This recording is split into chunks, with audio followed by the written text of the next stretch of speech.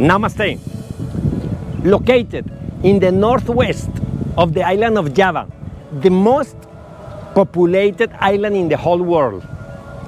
Its metropolitan area is close to 11 million people. If we add its satellite cities, this region is, after Tokyo, the second largest human concentration on the planet. It's a true cultural melting pot made up of diverse Asian cultures.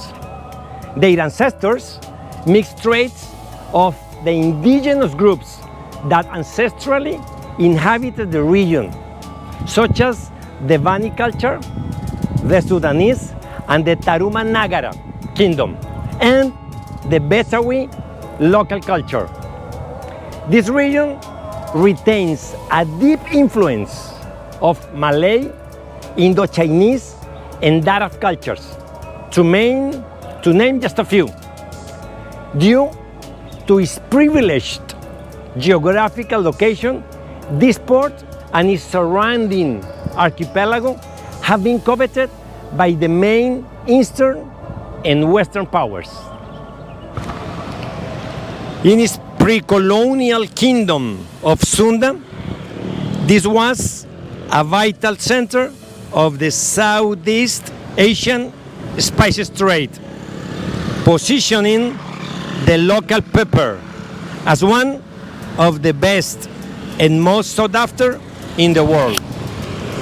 The local economy is strong in services and manufacturing, and has a flourishing industry in electronics, automotive, chemistry, and biomedical sciences, among others. Regarding its agriculture, it has a wide diversity of tropical fruits and products, standing out as the world's main producer of palm oil.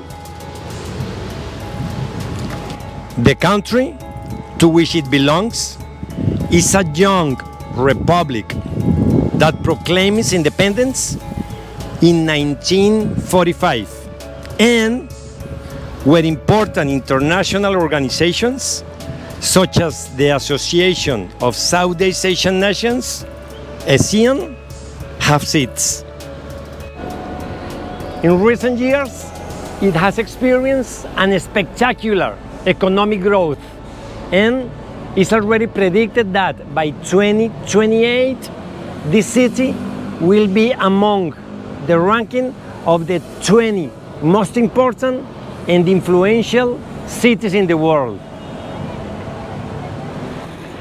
Ladies and gentlemen, it is a pleasure for me to be today in the majestic city of Jakarta, the capital of the Republic of Indonesia, a fascinating archipelago that has more than 17,000 multicolored islands, full of welcoming, happy and hospitable people, and an astonishing diversity of fauna and flora.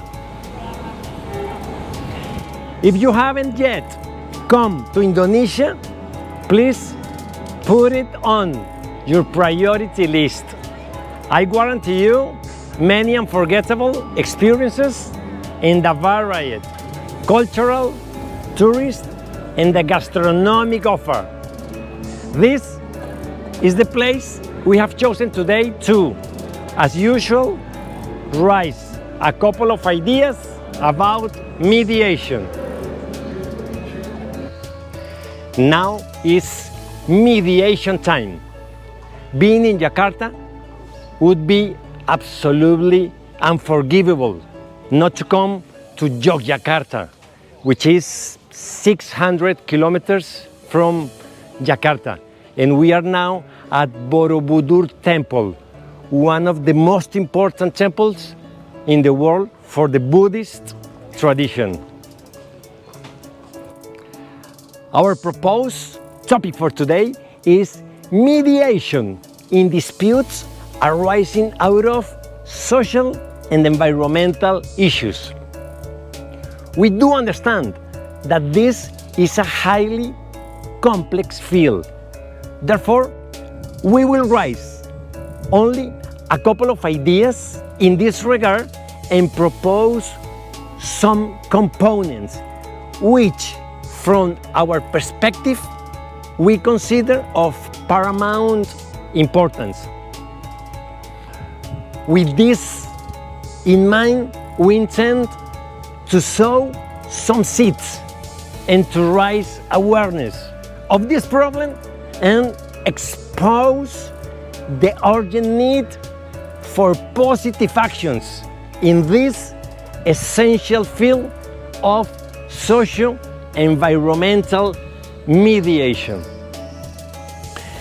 Let's start by saying that the contemporary world is very different from the one our grandparents lived in.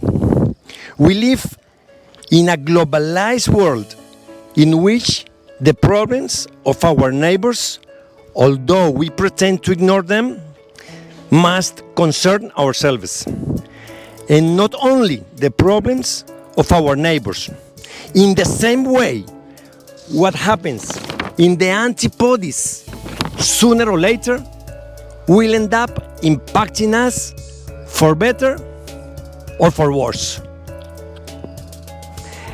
In this sense, the deforestation in the Amazon or the excessive consumption of goods in North America or Europe contributes to the increase in the greenhouse effect, which generates an immediate consequence affecting the habitat of orangutans in Kalimantan.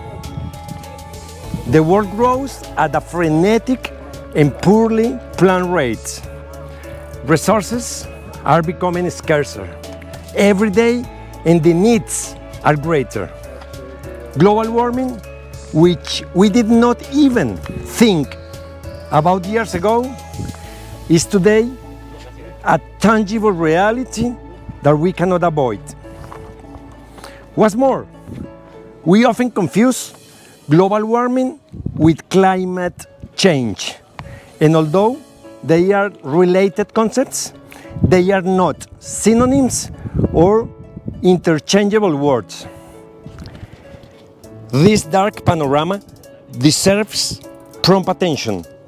And then we ask ourselves, who should take the corrective measures? And the simplistic answer would be only the governments, as if the decisions of the rulers will not affect the entire community. And then, what would be the correct answer? Actually, we don't have it. There is no magic recipe or correct answer that provides us with an infallible solution to the problems derived from the climate change. But yes, we can think of some approaches to this idea.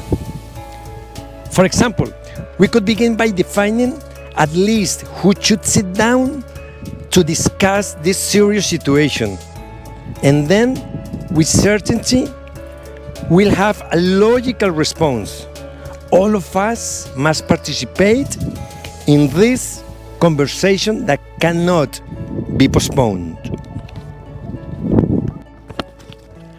The central axis of this dialogue could be, in principle, the recognition of the deep tension that exists between economic, social, and cultural interests and the needs of the different stakeholders in modern society. And of course, this dialogue generates high levels of unrest.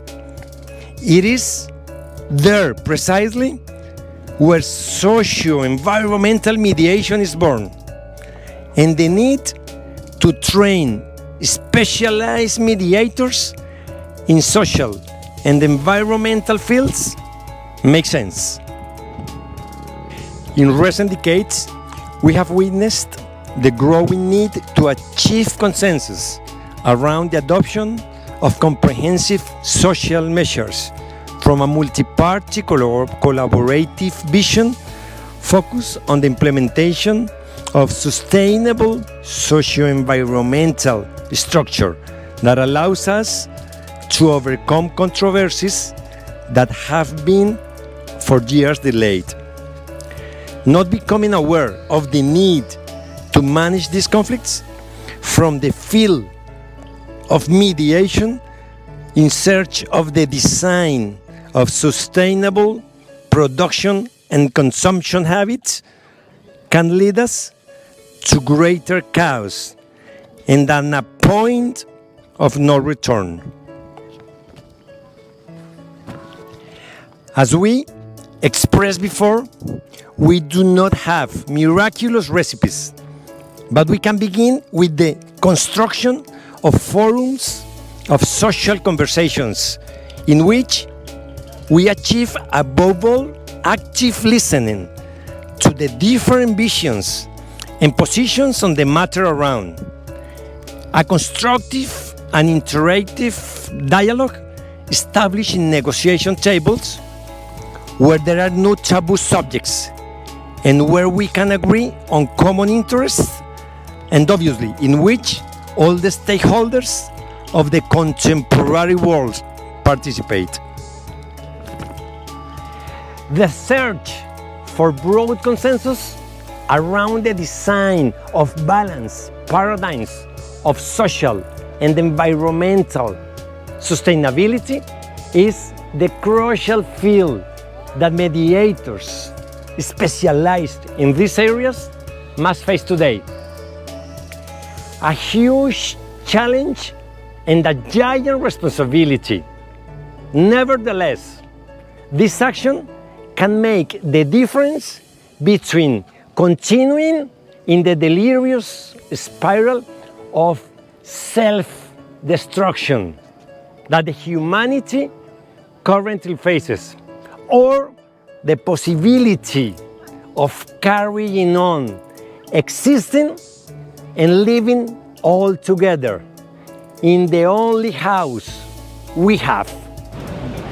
The finest sunlight or moonlight, wherever you are in this lovely planet.